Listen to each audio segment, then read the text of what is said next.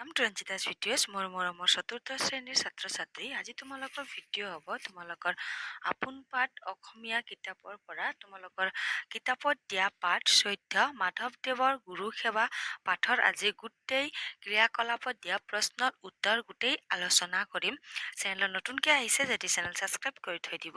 Subscribe কৰা চবকে মোৰ ফালৰ পৰা ধন্যবাদ। মৰমৰ ছাত্ৰ ছাত্ৰী, তোমালোকৰ আপোন পাঠ অসমীয়া কিতাপৰ পৰা বহুতো পাঠৰ প্ৰশ্ন উত্তৰৰ ভিডিঅ' মোৰ চেনেলত আছে। ক্ৰিয়াকলাপত দিয়া হৈছে অৰ্থৰ সৈতে চিনাকি হওঁ আহা। মৰমৰ ছাত্ৰ ছাত্ৰী, তোমালোকে শব্দৰ অৰ্থ নিজৰ কিতাপৰ পৰাই মুখস্থ কৰিবা। ধুনীয়াকে দিয়া হৈছে। এতিয়া আমি প্ৰশ্ন উত্তৰৰ পিনে আগবাঢ়ো।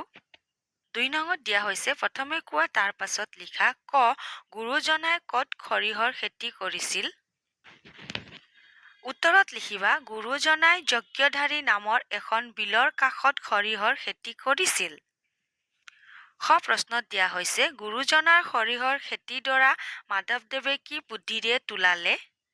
উত্তৰত লিখিবা মাধৱদেৱে বুদ্ধি কৰি মাছুৱেসকলক কৈছিল, আপোনালোকে গুৰু শংকৰৰ মাটিডৰাৰ সৰিয়হখিনি এপজালিকৈ ওচৰৰে বকৰাণিত পেলাই দিব লাগিব।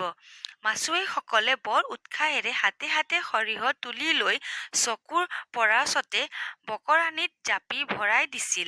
এনেদৰে গুৰুজনাৰ সৰিয়হৰ খেতিডৰা মাধৱদেৱে বুদ্ধিৰে তোলালে।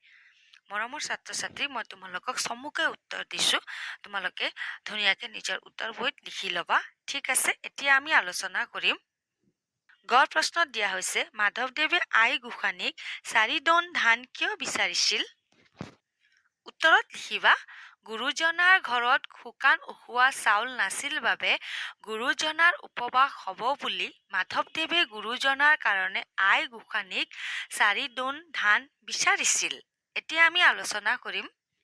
প্ৰশ্নত দিয়া হৈছে গুৰুজনাৰ গা ধোৱাৰ বাবে মাধৱদেৱে কি ব্যৱস্থা লৈছিল?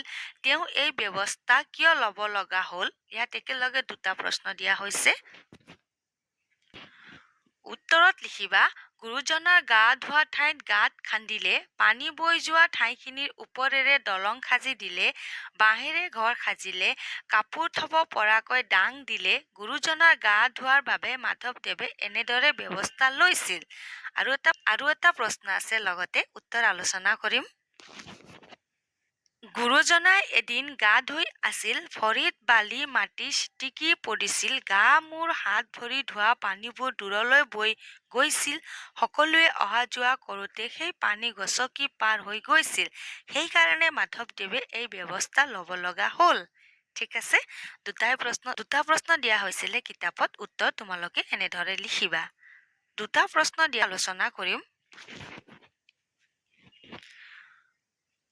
3 নঙত দিয়া হৈছে পঢ়া আৰু লিখা। ধান খেতি কৰা ঠাই ধানতলী, এটা উদাহৰণ দিয়া হৈছে। মাহ খেতি কৰা ঠাই মাহতলী, সৰিয়হ খেতি কৰা ঠাই সৰিয়হতলী, কঠীয়া সিঁচা ঠাই কঠীয়াতলী। তোমালোকে ধুনীয়াকে লিখিবা, মই ইয়াত লিখিয়ে থৈছো। 4 নঙত দিয়া হৈছে বুজা আৰু লিখা। নাহৰ যোগ অনি নাহৰণি, যাৰ যোগ অনি জাৰনী, মা যোগ অনি মাহনী, হাবি যোগ অনি হাবিয়নী, পদুম যোগ অনি পদুমণি, কাঠ যোগ অনি কাঠনি। ঠিক আছে। 5 নঙত দিয়া হৈছে বাক্য ৰচনা কৰা। এতিয়া আমি বাক্য ৰচনা আলোচনা কৰিম। বাক্য ৰচনাত চোৱা। শিষ্য শংকৰদেৱৰ প্ৰিয় শিষ্য আছিল মাধৱদেৱ। সেৱা শুশ্ৰূষা, মাধৱদেৱে শংকৰদেৱক সেৱা শুশ্ৰূষা কৰিছিল। মন কাণ, আমি শিক্ষাগুৰুৰ কথাবোৰ মন কাণ দি শুনিব লাগে। মাহ প্ৰসাদ, ঘৰত নাম কীৰ্তন কৰিলে মাহ প্ৰসাদ দিয়া হয়। উপবাস, আমি এই সপ্তাহত এদিন উপবাসত থাকিব লাগে। তোমালোকেও ধুনীয়াকে নিজৰ উত্তৰ বহীত লিখি থৈ দিবা। এতিয়া আমি আলোচনা কৰিম। 6 নঙত দিয়া হৈছে তলৰ বিষয়বোৰৰ বিষয় আলোচনা কৰা। ইয়াত আমাক ঝুমুৰা, গীত ফটিমা, বৰগীত, চৰিতপুথি দিয়া হৈছে। এতিয়া আমি আলোচনা কৰিম। ঝুমুৰা, শ্ৰীমন্ত মাধৱদেৱে ৰচনা কৰা ঝুমুৰা হৈছে চুটি ছন্দৰ পদ্য বিশেষ। ঝুমুৰা ছন্দত আখৰৰ সংখ্যা 34টা। 4 চৰণত শেষ হোৱা ঝুমুৰা, প্ৰতি চৰণত 8টাকৈ অক্ষৰ থাকে। মাধৱদেৱে বিৰচিত অৰ্জুন ভঞ্জ হৈছে এনেধৰণৰ ঝুমুৰা। গীত ভটিমা, মহাপুৰুষ দুজনাই গীত ভটিমা ৰচনা কৰি গৈছে।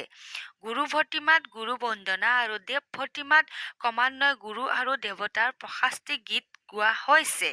বৰগীত, মহাপুৰুষ শংকৰদেৱ আৰু শ্ৰীমন্ত মাধৱদেৱ বিৰচিত আধ্যাত্মিক ভাৱ বিশিষ্ট শাস্ত্ৰীয় ৰাগ যুক্ত শ্ৰীকৃষ্ণ লীলা মহাত্মৰ প্ৰকাশক উচ্চ শ্ৰেণীৰ গীতসমূহেই বৰগীত। চৰিত পুথি হৈছে মহাপুৰুষ শংকৰদেৱ মাধৱদেৱ নজনা আত্মজীৱন চৰিত বিশেষ। চৰিত পুথিত জতুৱা ঠাঁচ আৰু ফকৰা যোজনাৰ সুন্দৰ প্ৰয়োগ দেখা যায়। তোমালোকেও নিজৰ উত্তৰ বহীত লিখি থৈ দিবা। ৭ নঙত দিয়া হৈছে ভাবা আৰু উত্তৰ উলিওৱা। ৭ৰ দিয়া হৈছে মাকে বৰশী বাই পুতেকে সৰগ চাই বাঁহ গছ। খত দিয়া হৈছে চিত পখিলা ৩ মূৰ ১০ ঠেং কত দেখিলা হালোৱা। গত দিয়া হৈছে জগতক পালক চা মাজতো নকওঁ যা শেষতো ল কোনে পাৰ ক চা ল হয়নে? মাজতো নকওঁ যা বুলি কৈছে কি হ'ব? চাউল। ঠিক আছে, আশা ৰাখিছো মৰমৰ ছাত্ৰ ছাত্ৰী তোমালোকে আজিৰ ভিডিঅ' বুজি পাইছা বুলি। চেনেলত নতুনকৈ আহিছা যদি চেনেল ছাবস্ক্ৰাইব কৰি থৈ দিবা। নতুন নতুন ভিডিঅ' নটিফিকেশ্যন প্ৰথমতে পাবা। তোমালোকৰ কিতাপৰ বহুতো পাঠৰ ভিডিঅ' মোৰ চেনেলত আছে, চোৱা নাই যদি চাই ল'বা। আজিৰ কাৰণে ধন্যবাদ। আকৌ লগ পাম আমি নতুন ভিডিঅ'ত।